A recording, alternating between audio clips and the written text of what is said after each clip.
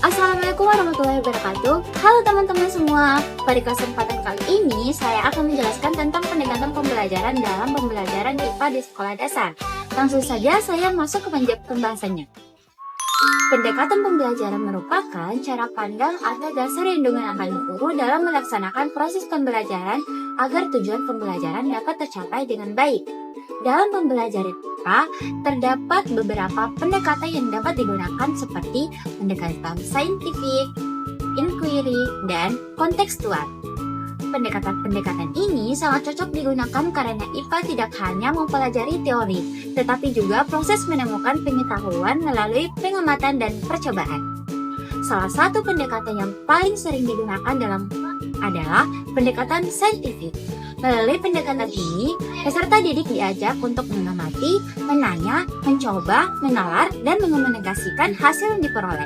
Contohnya seperti pada materi perubahan wujud benda. Peserta didik dapat mengamati es batu yang mencair dan menjelaskan hasil pengamatannya. Selain itu, terdapat beberapa pendekatan inquiry yang mendorong peserta didik menemukan sendiri jawaban melalui penyelidikan, serta pendekatan kontekstual yang menghubungkan materi IPA dengan kehidupan sehari-hari. Jadi, dapat disimpulkan bahwa pendekatan pembelajaran merupakan dasar yang digunakan guru dalam melaksanakan pembelajaran. Dengan pendekatan yang tepat, pembelajaran IPA menjadi lebih aktif, menarik, dan bermakna bagi peserta didik. Sekian dari saya. Terima kasih. Pendidikan yang berkualitas memerlukan proses pembelajaran yang efektif agar tujuan belajar dapat tercapai dengan baik. Oleh karena itu, guru perlu menerapkan strategi pembelajaran yang sesuai dengan karakteristik siswa sekolah dasar.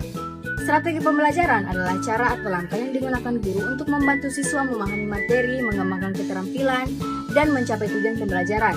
Di tingkat SD, strategi pembelajaran dirancang agar siswa dapat belajar secara aktif, menyenangkan, dan bermakna melalui berbagai kegiatan seperti diskusi, permainan edukatif, kerja kelompok, maupun pembelajaran berbasis proyek. Dengan strategi yang tepat, siswa menjadi lebih termotivasi, kreatif, percaya diri, dan mudah memahami materi yang dipelajari. Dengan demikian, strategi pembelajaran memiliki peran penting dalam menciptakan proses belajar yang efektif dan berkualitas di sekolah dasar. Halo teman-teman, pernah tidak kalian bertanya, kenapa sih air bisa berubah menjadi es? Atau, kenapa tumbuhan bisa tumbuh berbeda? Nah, pertanyaan seperti itu kita pelajari dalam IPA. Tapi, bagaimana sih cara agar supaya lebih mudah dipahami? Nah, di sini kita mengenal model pembelajaran. Apa sih model pembelajaran itu? Model pembelajaran adalah cara atau pola yang digunakan guru untuk mengajar agar pembelajaran lebih terarah dan mudah dipahami.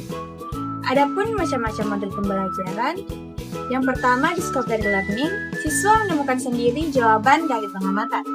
Yang kedua, problem based learning atau PBL, belajar dari masalah nyata.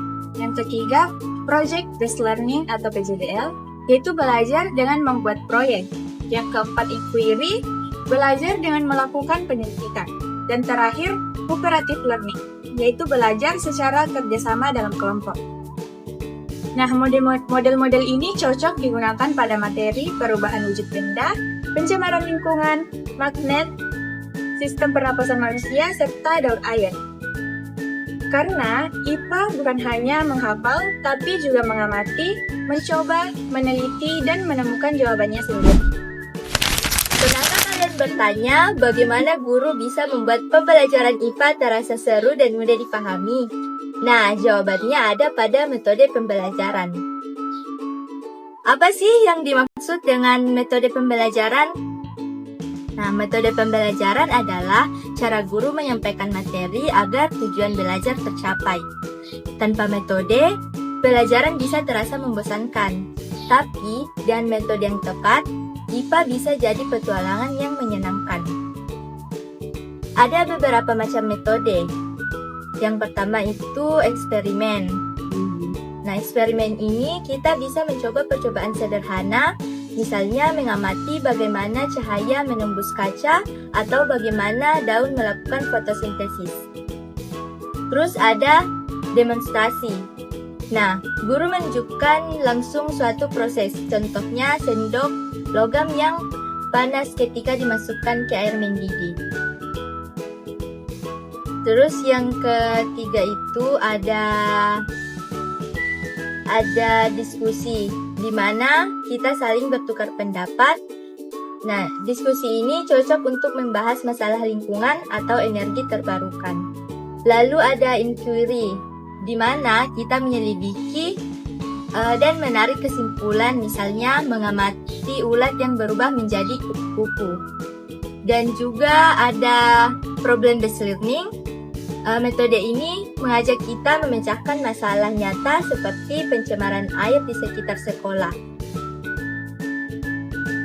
Kenapa metode ini cocok untuk IPA?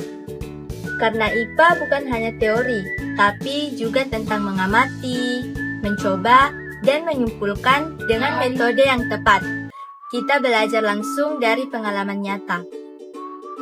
Adapun contoh materi IPA yang bisa kita pelajari dengan metode ini, fotosintesis tumbuhan dengan bisa menggunakan metode eksperimen, siklus hidup kupu-kupu itu bisa menggunakan metode inquiry, terus perpindahan panas bisa menggunakan metode demonstrasi, dan yang terakhir itu pencemaran lingkungan bisa menggunakan metode problem-based learning.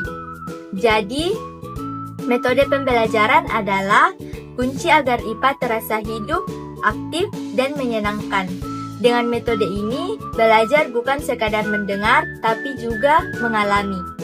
Dalam proses pembelajaran terdapat juga poin penting yang harus dilaksanakan oleh guru agar proses pembelajaran bisa terlaksana, yaitu teknik pembelajaran. Teknik pembelajaran adalah cara yang lebih spesifik dan praktis dalam menerapkan suatu metode pembelajaran di kelas. Teknik merupakan langkah-langkah konkret yang dilakukan guru saat mengajar. Metode dan teknik pembelajaran saling berkaitan. Metode merupakan cara umum, sedangkan teknik adalah cara khusus untuk melaksanakan metode tersebut.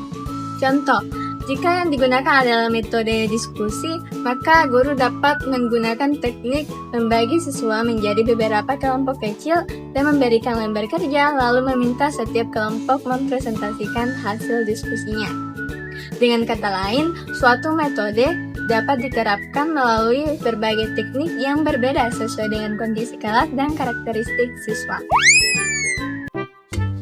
Baik, itulah penjelasan dari 5 materi tadi.